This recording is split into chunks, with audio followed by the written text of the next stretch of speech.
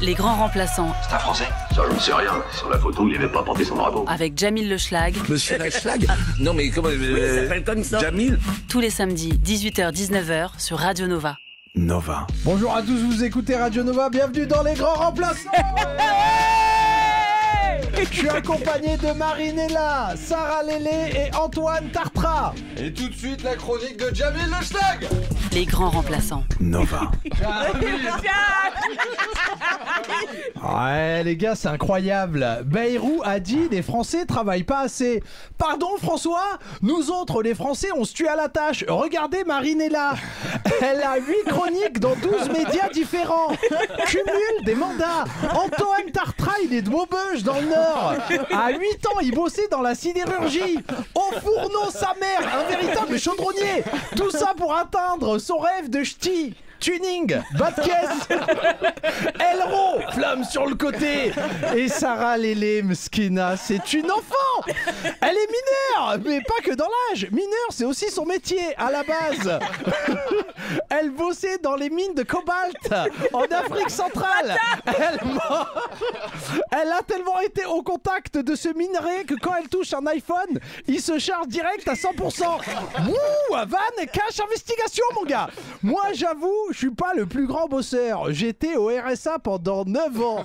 Wallah, 9 ans. RSA socle, RSA activité. J'ai tout niqué. C'était la meilleure période de ma vie. Je partais pour des 6 mois à Marbella, Punta Cana avec un look reggaeton. Otra noche, otra. Cuéntale. J'étais un véritable jet-setter. Ça va, Massimo Gargia? Mais tout ça, c'est du passé. Ouh, y'a que toi qui as la rêve, ma sœur. Tout ça, c'est du passé, car maintenant, avec toute l'équipe des grands remplaçants, on bosse comme des dingues. C'est pour ça qu'on est un des podcasts les plus écoutés de France. Auto-promo. Merci à tous. Les grands remplaçants. Bravo Jamil, et on te retrouve jusqu'à fin juin à la scène parisienne et en tournée dans toute la France. Merci Mounir, coproducteur de ce spectacle bien sûr. Et bienvenue à tous à vous écouter les grands remplaçants, votre nouveau rendez-vous hebdomadaire tous les samedis à 18h sur Radio Nova. Aujourd'hui pour m'accompagner nous avons la chance d'avoir Marinella. Bonjour Marine. Bonjour à tous. Comment ça va? Très bien, merci beaucoup. Génial, on a aussi Antoine Tartra. Bonjour. Notre ami de Maubeuge. Salam. Et Sarah Lélé bien sûr. Merci à tous franchement d'être là. On a aussi Paul à la régie, notre Red Chef Mounir qui va nous donner le sommaire de cette émission incroyable. Bonjour à tous, et cette semaine en fin d'émission nous recevrons notre invité Mourad Winter, réalisateur de L'amour c'est surcoté au cinéma le 23 avril. Dans l'instant culte, on va voyager du côté du Val-de-Marne avec l'album du 113, Les Princes de la Ville. Dans le rétro, petit florilège de publicité raciste d'antan, mais toujours dans la bonne humeur. Et on commence par la dinguerie de la semaine, où l'on revient sur un événement qui a marqué l'actu des derniers jours. Pardon, ce phénomène, c'est le français moyen. Nova. La dinguerie de la semaine sur Nova. J'aime le couscous. Ouais. C'est une confession que je vous fais ce soir. C'est le scoop que je voulais faire à BFM sur votre antenne, cher Benjamin Duhamel. J'aime le couscous. J'adore le couscous. On n'en attendait pas, moi. Le couscous. Dérivé du mot amazir suxo, le couscous trouve son origine à l'Antiquité. On en trouve même la trace dans l'œuvre de l'écrivain François Rabelais au XVIe siècle. Célébré et même élu plusieurs fois plat préféré des Français, c'est le repas de l'union par excellence. Qu'y a-t-il de plus fédérateur, de plus beau, de plus chaleureux que des grains de semoule dorés qui fondent sous la sauce, les légumes, l'agneau tendre, un délice. On ne se tordera pas sur les merguez ou le poisson qui font encore débat. Non les gars, non, l'essentiel c'est le partage et de se rappeler que de toute façon le meilleur couscous c'est celui de Madaronne. Bravo. Merci. Un texte poignant, vraiment. Alors, les amis, je voulais savoir, c'était quoi, vous, parce qu'on a parlé beaucoup de couscous, quelles sont vos spécialités locales dans vos régions Je me retourne vers Antoine Tartra par réflexe. Est-ce que toi, donc tu viens de Maubeuge? C'est ça. C'est la touche exotique. Voilà, tu es je- notre quota, C'est finalement. ça, j'apporte un peu de diversité. Voilà. Ben écoute, c'est américain fricadelle, sauce andalouse, maillot à part pour les frites. D'accord. Donc, c'est du pain, une saucisse, on sait pas ce qu'il y a dedans. ok. Frites. Alors, il faut juste que tu nous expliques, parce que nous, on connaît pas trop Oui, cette c'est région. vrai. Fricadelle. Donc, c'est un mot qui signifie Ah là, tu me poses une colle. Moi, je le mange, j'ai jamais demandé ce qu'il y avait dedans. Quoi. C'est de la viande C'est de la viande, ouais, compactée. Personne ne veut savoir ce qu'il y a dedans. Personne ne veut vraiment savoir ce qu'il y a dedans. Tu connais aussi la fricadelle? Ouais. C'est des restes de porc. Ah ouais, ouais, toi, ça, Jamil. tu peux pas. Il voulait trop goûter. Oui, mais je voulais goûter, du coup, c'est Je marrant. suis pas sûr de l'info parce que je connais beaucoup de gens qui mangent des Peut-être Sarah fricadelles. l'élément aussi. Il faut... Ouais, peut-être c'est en Belgique aussi. Nous, dans le Nord, on est un peu plus déconstruits. Ouais, quoi. ouais. Bien sûr. Alors, et toi, Marinella? Alors moi, je tiens à dire que moi aussi j'ai des amis qui font le couscous, voilà. Bien avant sûr, tout. c'est important de le dire. Important. On est dans un safe space. Voilà, on est un. Ici, ouais. Moi c'est la CAD. La CAD. La CAD. La CAD, c'est un plat. Une spécialité de D'accord. Toulon, voilà, à base Bien de pois chiches. Ouais. C'était juste pour faire genre j'avais un truc dans ma région. C'est en impro total. Voilà, là, je pense que personne ne connaît. La CAD de Toulon. Si, bien sûr, la CAD. De ouf. Non, là, on connaît pas du tout. Je suis désolé. Ouais, Le CAD, c'est donc. C'est comme une petite galette de pois chiches, quoi. D'accord. C'est super bon. Et c'est une spécialité toulonnaise. Toulonnaise, qu'on va exactement. goûter dès demain. Quand on sera pas à Toulon, Voilà. ce sera un bon moment. Bien sûr. Et alors, Sarah Lélé, toi, tu es originaire, il me semble, du Cameroun. Oui, exactement. Et moi, c'est le poulet DG, poulet directeur général. Donc, non, mais respectez. Désolé. C'est un plat impérial. On sent le statut tout de suite dans le chicken, quoi. Tu vois. C'est pas du KFC, ça, c'est du poulet. Et c'est quoi la En gros, compo? c'est des plantains frits avec du D'accord. poulet, des poivrons, sauce putain. tomate et tout. C'est dalle de ouf. Ah ouais, ça a l'air pas mal. Consistant. Est-ce qu'il y a tu nous conseilles peut-être un resto dans la région parisienne parce que je connais pas du tout. À Paris, je connais rien du tout. Moi, je connais le Bruxelles. Bongo Chobi. Sauce noire. C'était un plat camerounais que j'avais goûté une fois chez un pote à moi camerounais. C'était bon. Ouais, c'était excellent. Je sais plus c'était quoi. Avec quoi? Avec de la semoule ou? Je sais plus. Il y avait de la semoule, je me rappelle. Il y avait la sauce noire qui était pas noire.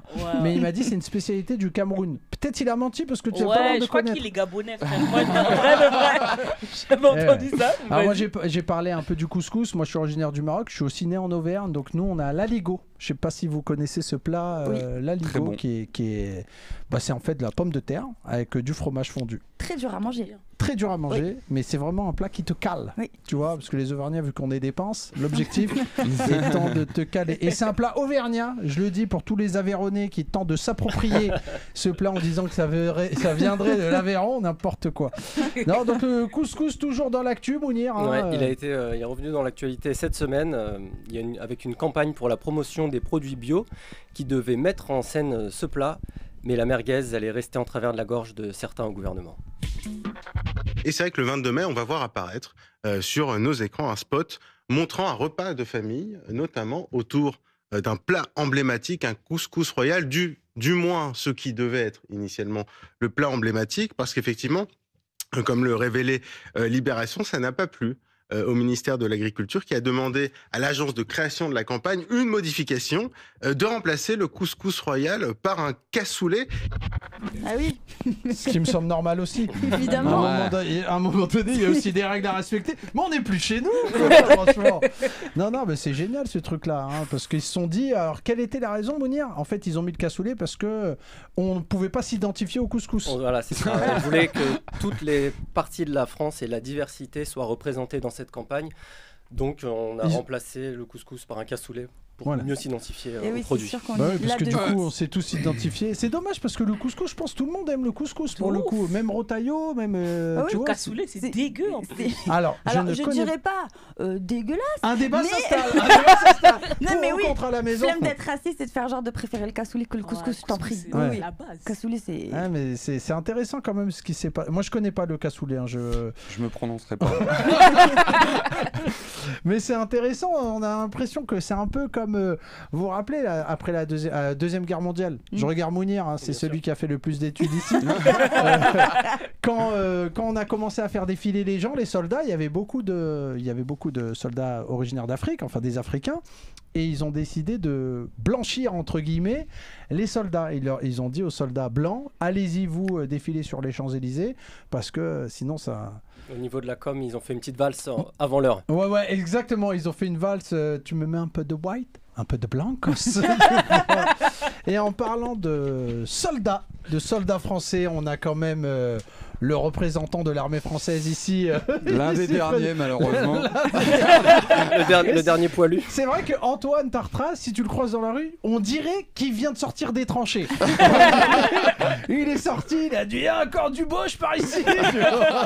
Génial, en tout cas, on est content de t'accueillir pour ta première chronique. Un maximum de bruit, s'il vous plaît, pour Antoine Tartras. Merci. Putain, c'est historique ce qui est en train de se passer là. Je suis le seul Babtou de l'équipe, c'est exceptionnel. On m'appelle le quota diversité.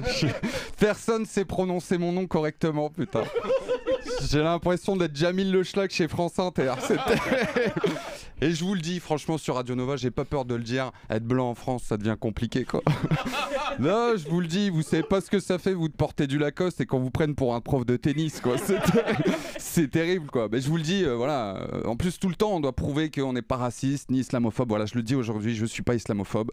Voilà, moi aussi, ça me... Non, mais voilà, c'est une sorte de coming out, mais sur l'islam, quoi.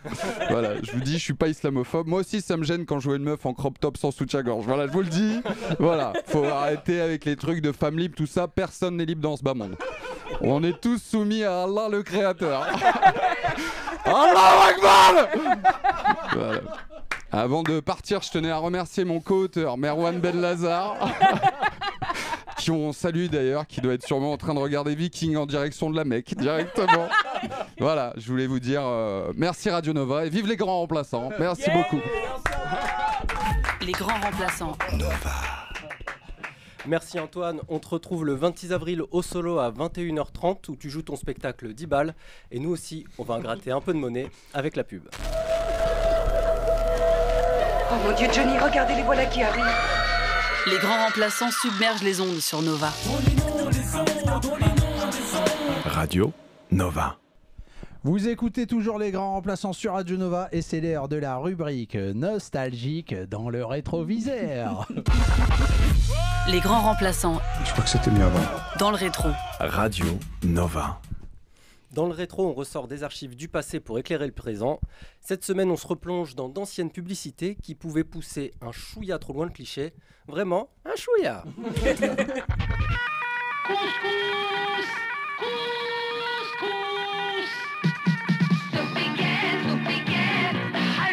Aux légumes, au poulet. Le couscous. Tu as rien à faire, c'est déjà prêt. Qui nous fait le couscous? Le bon couscous qui nous plaît. Couscous saupiqué, autant manger gay. Bravo, c'est génial. Ah, j'adore. Alors là, on a tout. On n'a pas les images, malheureusement, aujourd'hui.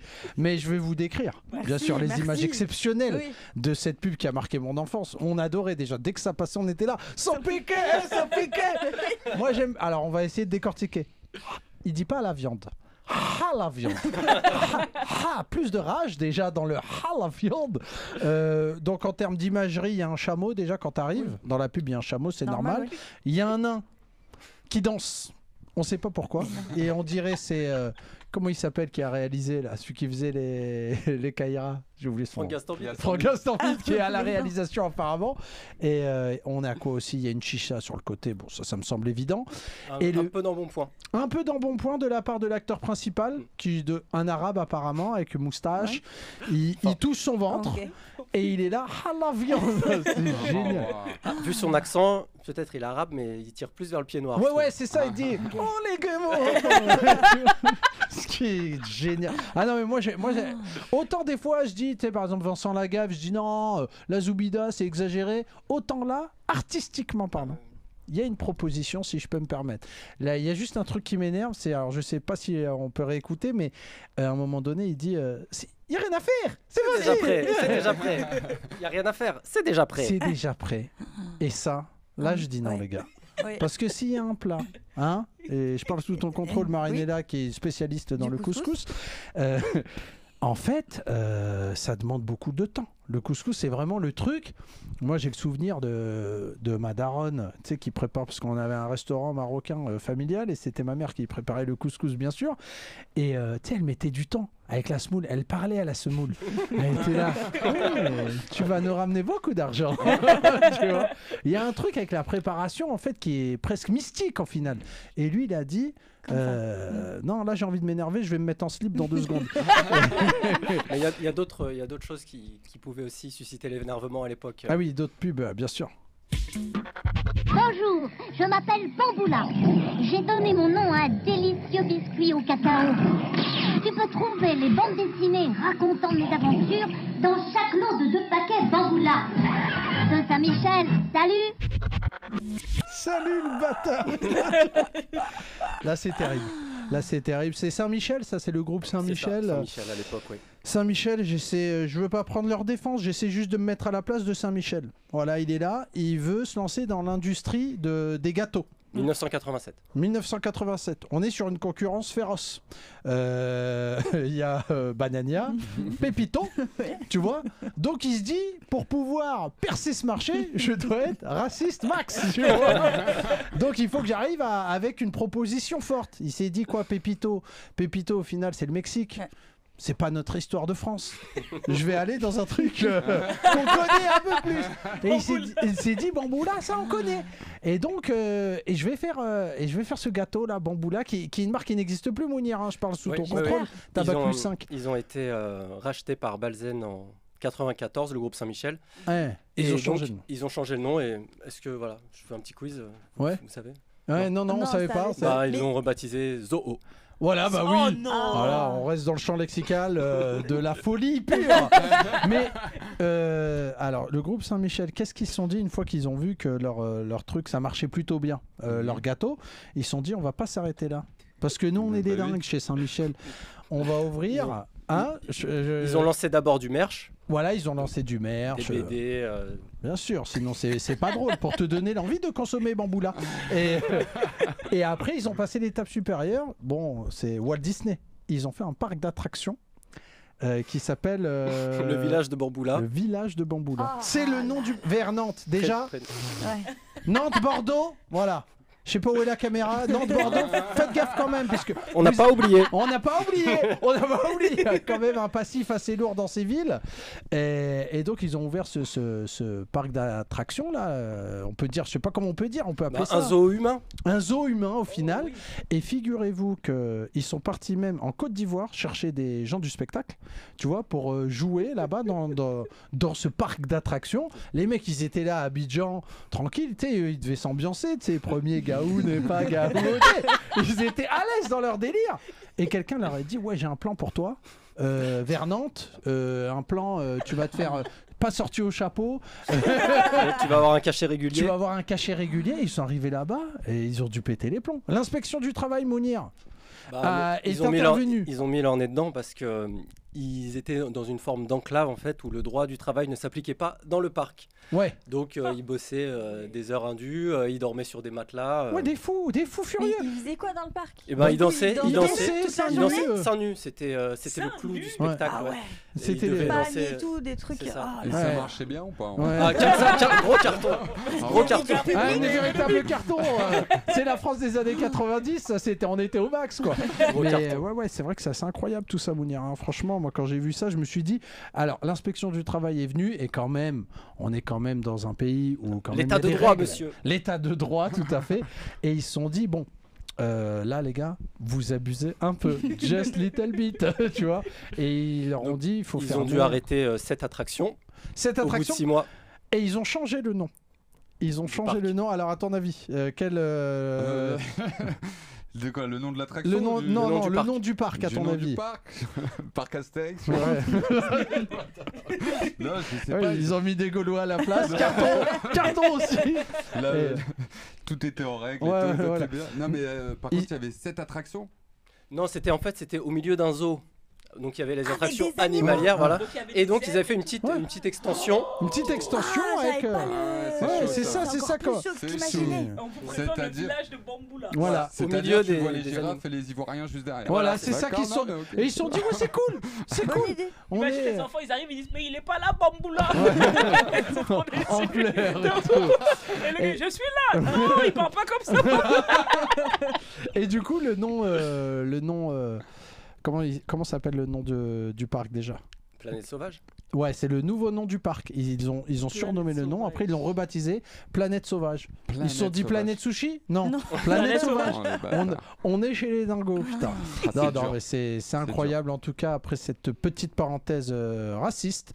Je pense que c'est le moment idéal, Marine, pour introduire ta chronique. On applaudit Marine, s'il vous plaît. Les grands remplaçants. Nova. Marine. On est chez nous. Profitez tant qu'il est encore temps. Ok, moi j'ai écrit une lettre comme d'habitude et je vous lis cette lettre. Chère Tata Gisèle, je t'écris cette lettre pour te donner de mes nouvelles. J'espère que ta peine de prison de 4 ans ferme pour braconnage et commerce de viande prohibée se passe bien. La peine est sévère, mais peut-être que quand le juge te demande de décliner ton identité, ce n'était pas la meilleure idée de hurler « Je baise la BAC, les stupes et la 5e République !» Ici, tout va bien pour moi, même si cela fait maintenant 3 émissions que le public se pose des questions. Comme par exemple, pourquoi est-ce que l'émission La Dernière est tournée dans un théâtre à Paris avec un super décor, alors que les grands remplaçants est enregistré dans une cabine téléphonique où on doit tenir nos micros à la main comme si on était Guy Lux qui présente Interville.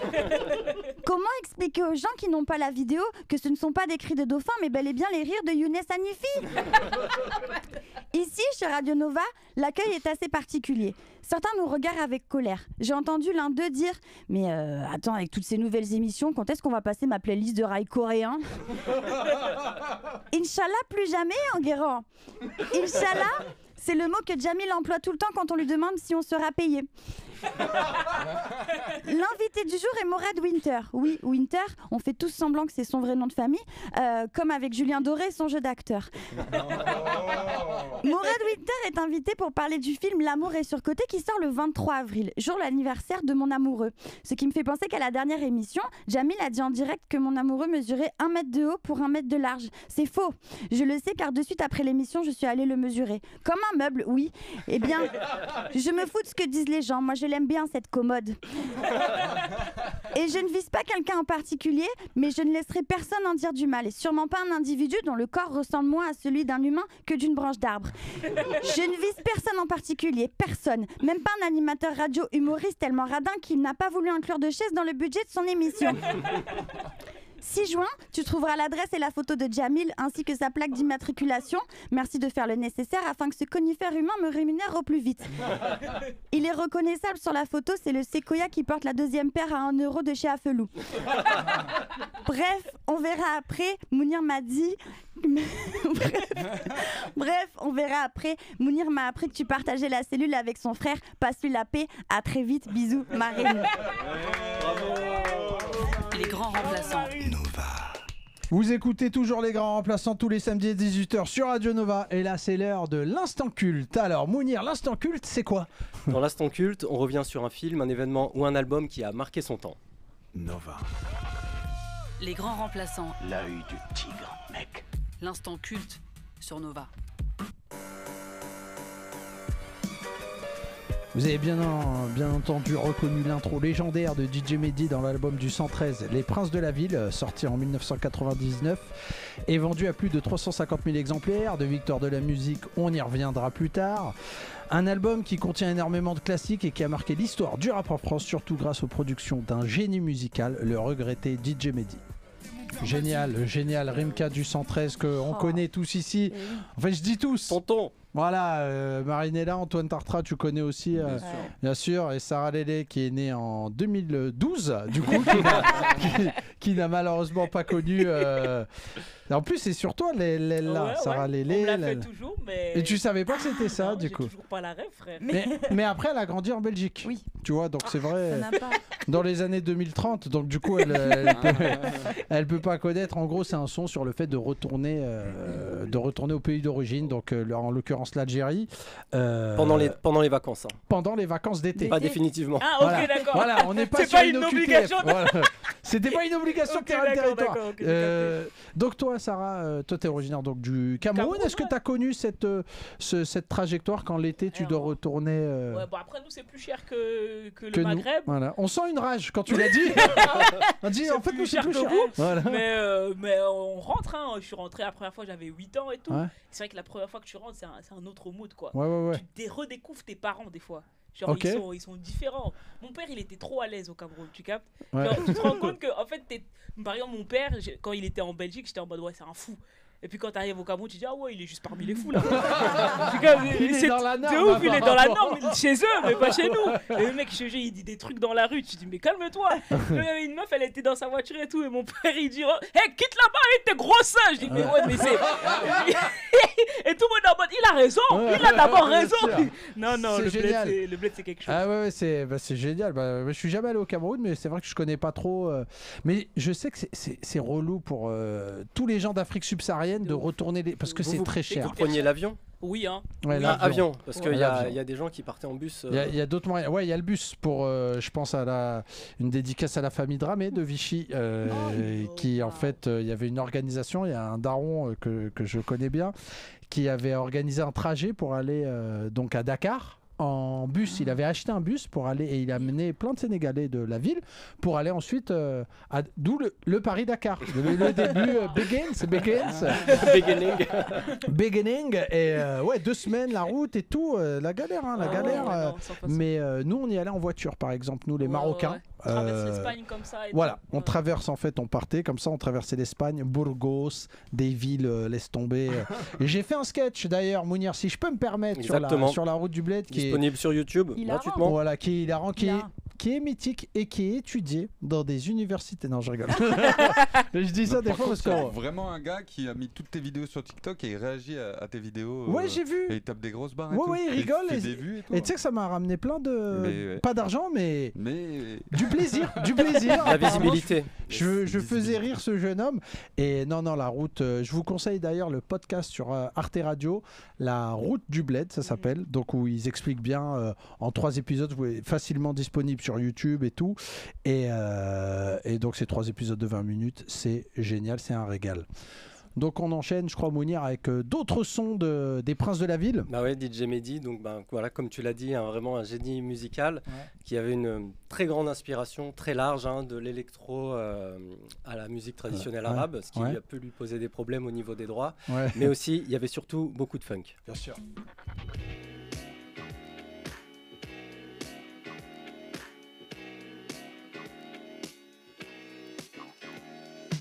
Je me fais tout petit pour pas que les videurs me tricardent.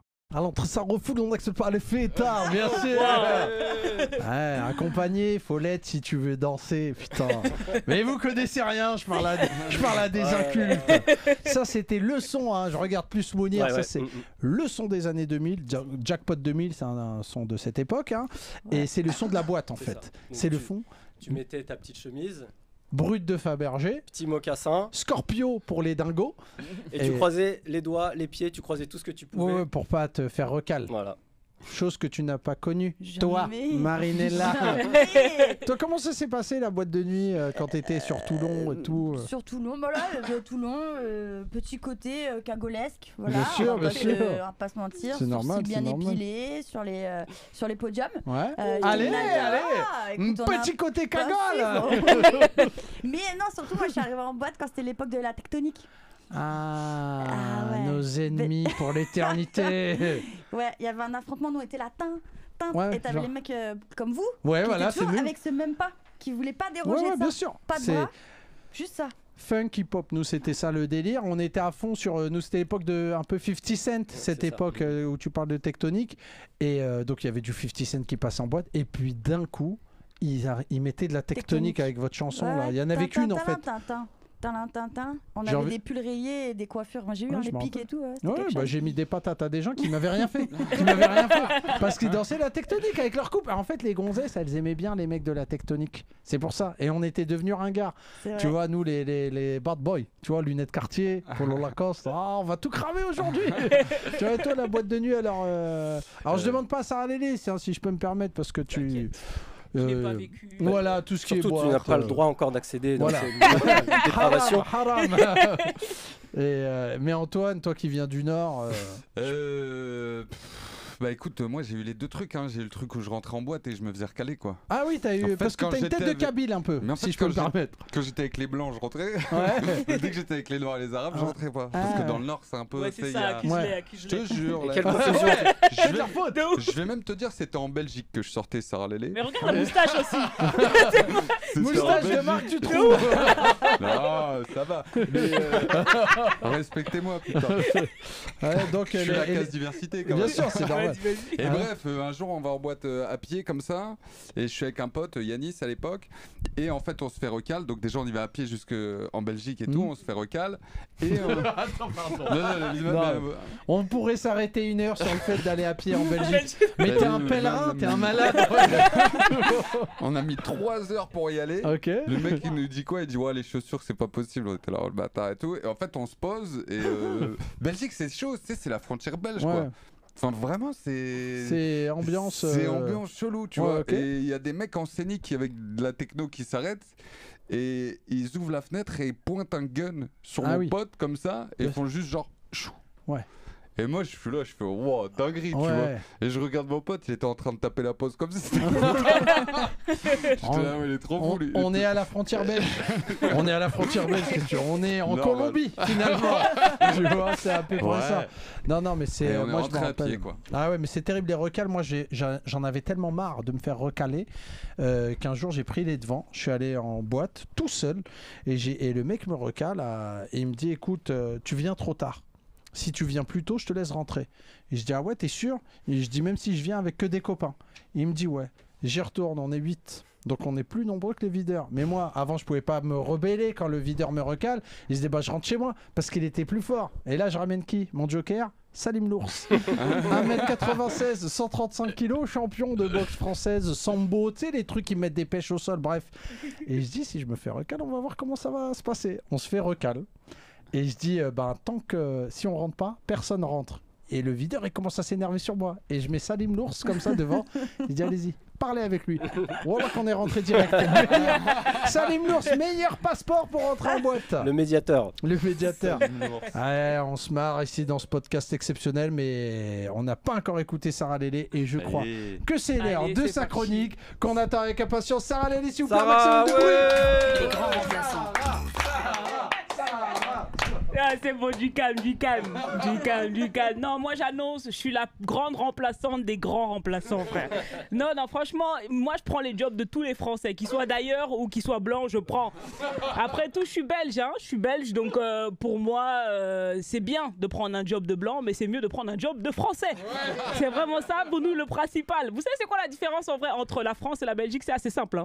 Tu sais, nous en Belgique, on a juste assez de Noirs et d'Arabes que pour connaître le vivre ensemble, mais pas assez que pour gagner une putain de Coupe du Monde. C'est ça qui nous casse les couilles, quoi. Mais en vrai, moi, j'aime bien travailler ici. Je prends souvent le train. Je prends Bruxelles Midi, Paris Gare du Nord. Pour les Français qui connaissent pas la gare de Bruxelles Midi, c'est un peu comme Paris Gare du Nord, mais avec des gens qui disent 70 et 90, en gros. Et pour les Belges qui connaissent pas Paris Gare du Nord, c'est comme Bruxelles Midi, mais avec des connards. Vraiment, c'est juste ça. Et chaque fois que je vois les Américains, ils sont dans cette gare, ils nous détestent. Ils sont dégoûtés. Chaque fois, ils sont choqués, ils sont là, le rêve européen, c'est de la merde, je les vois. Mais eux, ils sont dans un autre bail, les Américains, t'as vu? Ils ont lancé le premier voyage, tu vois, dans l'espace commercial et tout. Et ils sont fiers, ils sont là, c'est un voyage 100% féminin. Frère, on s'en bat les couilles. Non, frérot, c'est un voyage dans l'espace. C'est pas une soirée stand-up le 8 mars, frère, vraiment. Ils sont en mode, c'est bon, on est féministe. C'est comme ça que le féminisme, ça se traduit par nous emmener dans des fusées. Nous, on veut juste l'égalité, en vrai. Mais vous voulez nous amener la lune. Zarma, la lune, c'est plus raisonnable que l'égalité salariale. Mais ils sont fous, ces gens. En plus, ils ont ramené Katy Perry et ses copines. Katy Perry, tu m'as dégoûté, Katy Perry. Non, mais le coût écologique du bordel et tu ramènes tes potes, frère. Non, mais 2 noirs, 4 blanches. Évidemment, si on mettait que des noirs, la fusée, elle part, elle revient pas. On reste dans l'orbite. Non, elle a abusé. Franchement, Katy Perry, je te le dis honnêtement, j'étais déçu de toi. C'est un truc de riche de faire ça. C'est dommage. C'est montrer trop d'excès, trop de démesure, trop de, comment on dit, de la démesure quoi. Et ça, franchement, la démesure, ça me rappelle Marine Le Pen parce que je vais quand même te parler à toi, Marine. Je sais pas où t'es dans ta cellule ou je sais pas quoi là. Mais écoute-moi bien, plus jamais tu prononces le nom de Martin Luther King. On t'a pas oublié, Mago. Plus jamais tu fais ça. À cause de toi, il est mort 2 fois. Tu te rends compte du truc? Non, il avait un rêve, maintenant il fait que des cauchemars. Franchement, Radio Nova, j'espère que vous m'avez bien écouté parce que je répéterai pas 2 fois. Les grands remplaçants. Bravo Sarah. On applaudit Sarah, vraiment exceptionnel Sarah Lélé. Et bravo, et tu joues actuellement ton spectacle La Mauvaise Éducation au théâtre du Contrescarpe à Paris, les mardis du mois d'avril et de mai. Nous, on revient très vite avec notre invité Mourad Winter. Vous êtes sur Nova, toujours dans les grands remplaçants, et aujourd'hui on a la chance de recevoir Mourad Winter, qui est écrivain à la base et qui est devenu depuis peu réalisateur d'un super film qu'on a malheureusement pas eu le temps d'aller voir parce qu'il sort bientôt. Donc L'amour c'est surcoté avec Hakim Gemili, Laura Felpin et bien sûr ce ringueur de Benjamin Tranier qu'on embrasse ici à la rédac. On l'embrasse. Et j'aurais bien voulu qu'il vienne aujourd'hui avec toi, tu vois, mais pourquoi il est pas là? Parce que c'est une merde. C'est ça que je voulais dire. Et il a rendez-vous chez le dentiste en vrai. Et merci déjà d'avoir accepté. Merci à vous de m'avoir accueilli. Vraiment. On est vraiment content de t'avoir, Mourad. Ici, je pense qu'on est tous fans du travail de Mourad Winter. Il n'y a pas de grand lecteur, mais on a tous lu ton livre. L'amour c'est surcoté, alors que le dernier livre qu'on a vu, c'était... L'ami oublié de Fred Ullman. Merci. En 5e. Oscar Wilde, on n'a pas oublié. Non, donc on est vraiment contents. Et merci. Nous, on s'est rencontrés, Mourad Winter, il y a un petit moment maintenant, à l'époque. 2015 Ouais, 2014, je crois. 2014-2015. Il y a un peu plus de 10 ans. À l'époque, on n'était pas vraiment dans le milieu artistique, on peut dire. Non, pas du tout. Moi, j'étais barman quand je t'ai rencontré. Barman au Paname. Exact. Art Café. Moi j'essayais de jouer. Au Paname. Et t'avais pas de date? J'avais pas de date, j'étais prof d'aquabike à cette époque. Belle époque. Et c'est vrai ça? T'as été prof d'aquabike? Ouais, c'était mon métier. Prof d'aquabike. Tu vois, on se met debout, on pédale les filles, à les véros, plus fort et tout. Je savais pas. Par rapport aux cuisses et tout. Là, tu m'as pas vu en slip aussi. Non, c'est pour ça. En slip, je vais te dire que c'est impressionnant. Et non, on est vraiment contents. Nous, on a plein de questions à te poser ici. On voulait savoir comment t'es passé déjà de barman, quelque part, à écrivain quand même. Et écrivain, pardon, j'en connais un rayon.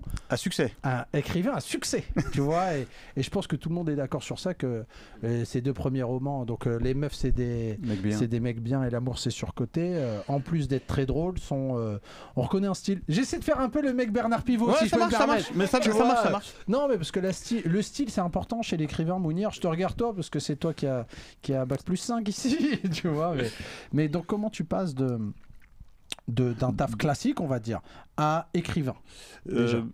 Moi, depuis gamin, j'écris, donc c'était un truc un peu... j'ai toujours fait ça, j'avais 15 ans, j'écrivais des blagues, j'ai toujours écrit, donc pour moi, c'était une activité. Oui, tu vois, un loisir en fait. Ouais, c'était ça, j'ai jamais vu ça comme un métier. Et un jour, c'est devenu un métier, quoi, sans faire exprès en vrai. Ouais, c'est vrai. C'est le Covid. C'est le Covid en fait. Pendant le Covid, je me suis dit, c'est chaud, vas-y, on va rien faire. Parce qu'on était dans le stand-up et tout ça, on savait très bien les salles, elles allaient être fermées. Et moi, j'ai utilisé ce temps pour écrire un bouquin. J'ai toujours eu l'idée d'écrire un bouquin. D'accord. Et en fait, c'est juste, je voulais écrire le bouquin que je voulais lire. L'amour, c'est surcoté. L'amour, c'est surcoté, ouais. Je voulais écrire un livre. Moi, je cherchais un livre marrant. Ouais. Et je me suis dit, vas-y, écris-le. Oui, parce que c'est vrai, quand on pense littérature, on pense à Balzac, on pense à des trucs qui des fois sont pas forcément très accessibles. Et là, nous, ce qu'on a tous adoré ici dans ton bouquin, c'est que c'est accessible enfin. Tu vois, et c'est rare de trouver un livre où quelque part... On dirait que c'est un livre pour Golemont, là. Non, mais parce qu'il y a la deuxième lecture. Il y a la deuxième lecture, si je peux me permettre. Non, mais toujours, c'est intéressant. Moi, j'aime bien l'idée de se dire, c'est Zizou qui disait ça, c'est dur ce que je fais, mais ça a l'air facile. Et quand on lit, on dirait, c'est comme les bons humoristes, t'as l'impression que c'est facile. Ils parlent, ils sont là. Et je trouve que c'est ce qu'on ressent quand on lit ton livre. Et c'est un compliment, bien sûr, dans ma bouche. Mais ça me touche en plus. Ça a l'air très facile, Mais ça se voit que c'est pas facile. C'est beaucoup de taf. Hein. C'est beaucoup de taf. De relecture et puis après il faut le remettre en bouche. Faut que le lecteur il se dise c'est dans sa tête. Ouais. Il y a vraiment un truc un peu mystique de l'écriture, tu vois. Et en fait c'est de la répétition, quoi. En permanence. Et puis ce qui était génial aussi dans ce premier roman, c'est que c'est une histoire, on va dire que on peut tous se reconnaître un peu. Donc c'est un personnage, c'est un homme qui veut ken des meufs à la base. Au début. On peut dire que c'est le biopic de tous les Français à la base de la base. Gros pouvoir d'identification. Et en gros, sans spoiler, mais c'est comment il rencontre l'amour et comment sans faire exprès. Sans faire exprès, voilà, c'est ça qui est génial. Et c'est un peu et c'est ça qui est bien parce que c'est des sujets qu'on n'aborde pas trop, on va dire. Dans les cultures, on va dire un peu maghrébines. Jamais. Jamais. Allez, en fait, c'est juste interdit, quoi. C'est haram. Oui, déjà, premièrement. Est-ce que je t'aime? Est-ce qu'on l'a déjà dit à nos parents? Haram aussi. Bah oui, bien sûr. Mais déjà, juste, je t'aime bien. Déjà. Mais juste serrer la main. C'est un truc de suceur. Ouais, en mode, moi je dis pas bonjour, je suis vas-y tranquille. Vas-y, tu me serres la main de loin. Ouais, voilà, tu me touches pas. Ça va, tu vois, il y a un truc. Il y a un truc de manque de démonstration d'amour. Ouais, comme si c'était une faiblesse. Et en fait, bah non, tout s'apprend quoi. Bah, c'est ça qui est génial. Et c'est ça que. Alors Marinella a eu la chance de voir le film. Hein oui. Elle a été invitée à l'avant-première, alors que nous autres les ploucs et les ringards, nous le bas peuple, on n'a pas eu le droit. Alors Marinella, donc du coup, qu'est-ce que t'as pensé de... T'as adoré, elle m'a dit. Hein, voilà, c'était super. Non, c'était super, c'était trop bien. Ouais, je peux pas rajouter, c'était... Voilà, ouais. Allez, qu'on pose ces micros. Voilà. On pose les micros, Marinella. Concentre-toi sur le texte. Sur ton texte. Relis ta chronique. Non mais j'ai kiffé passer du livre au film. Des fois t'es déçu, là j'ai pas été déçu. Moi j'ai juste une question, c'est comment ta femme justement elle a pris tes bouquins? Alors, parce qu'il faut qu'on comprenne. Ah oui, pardon. Est-ce qu'il y a une inspiration? Parce qu'il y a beaucoup la mode de l'autofiction. Ouais. Est-ce que toi, c'est un petit peu inspiré de ton quotidien? Pas du tout. Non, mais pour celui-ci, le perso du mec qui veut ken, c'est toi. Du célibataire, mais c'est le moi à 20 ans. Oui, c'est nous. C'est nous à 20 ans, j'ai envie de dire. Exactement, tu vois, on est tous un petit peu ce truc de... Même Tariq Ramadan était... Mais surtout et pas qu'à 20 ans. Peut-être un peu trop loin. Mais bien sûr, bien sûr. Mais ça, la justice le jugera. Le jugera. Mais je veux dire, Allah aussi Allah, le jugera, bien sûr. Et du coup, non, moi je pars de ce postulat et ma femme a beaucoup de recul là-dessus. Elle comprend, elle sait ce qui me fait rire au quotidien. Ouais. Moi, les dalleux, c'est le personnage qui me fait extrêmement rire. Ouais. Très peu utilisé, surtout dans l'époque. Et du coup, moins c'est hype, plus ça m'intéresse, moi. Enfin, les non-dits, c'est quelque chose qui m'intéresse vraiment. Et du coup, je me suis dit, bah, je vais taffer sur un perso comme ça. Parce que les non-dits, c'est ce qui est de plus drôle, en fait. Bah oui, forcément. Par exemple, dire Allahu Akbar là tout de suite, ça donne envie. Ça donne envie. Et ça a été fait. Et ça a été fait par notre ami Antoine Tartra qui rejoint la famille de l'islam, petit à petit. Sans faire exprès. Privilège blanc. Privilège blanc, bien sûr. Bien sûr, c'est génial. Non, mais on a adoré. On voulait savoir, parce que bon, ton nouveau surnom à Alfortville, ta ville d'origine, c'est Martin Scorsese. Maintenant, on t'appelle. Parce que maintenant, tu as pu réaliser un film. Et comment tu passes donc de l'écriture d'un roman à la réalisation? Comment ça vient, même en termes de production, tout ça? Bah moi, c'est toujours quelque chose que j'ai voulu faire. Enfin, réaliser, je me suis jamais dit que c'était possible. Parce que, comme tout le monde, on a des plafonds de verre, tu te dis. Faut une caméra. Faut les études. Il y a toujours ce truc des études. Mais en même temps, quand on m'a proposé, j'ai dit, bah en fait, je vais réaliser. Parce qu'en fait, on est venu te chercher. On est venu me chercher au début pour racheter les droits. D'accord. Et j'ai dit, bah si tu veux les droits, tu prends les droits et moi. T'as fait comme Stallone. Ouais. Exactement. T'es notre rookie. J'ai dit ça. J'ai dit, il y a les droits et moi. Et il y a une boîte de prod qui est arrivée, qui m'a dit, bah les droits et toi. Et j'ai dit, bah génial. Après, il me dit, non, mais que toi. Et moi, je pensais que ça allait être genre coréal ou un truc comme ça. Il m'a dit, non, tu réalises. Tu réalises et t'es passé de barman.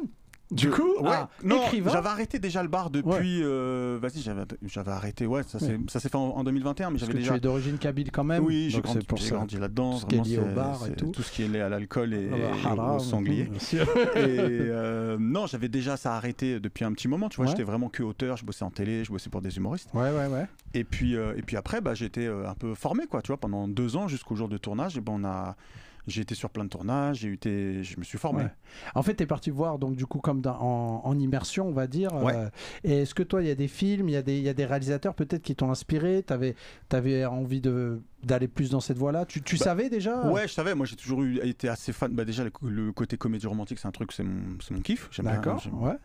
Ah, ça change de Scarface, ouais, si je me permettre. Même Scarface, en fait. Tu te dis, putain, mais Elvira, il y a le truc, ça peut te sortir de ça. Non, t'y vas pas. Tu vois, c'est presque une comédie romantique si tu changes ton regard. Si tu retires la coke. Si tu retires la coke, ça fait un peu une comédie romantique. Et en vrai, moi, j'ai toujours, les Paul Thomas Anderson, les trucs comme ça, c'est quelque chose qui m'a toujours attiré, quoi. Donc, naturellement, c'était un peu les inspirations. Sorrentino, c'est des trucs que j'ai toujours été là-dedans. Antino Pérez, Real Madrid.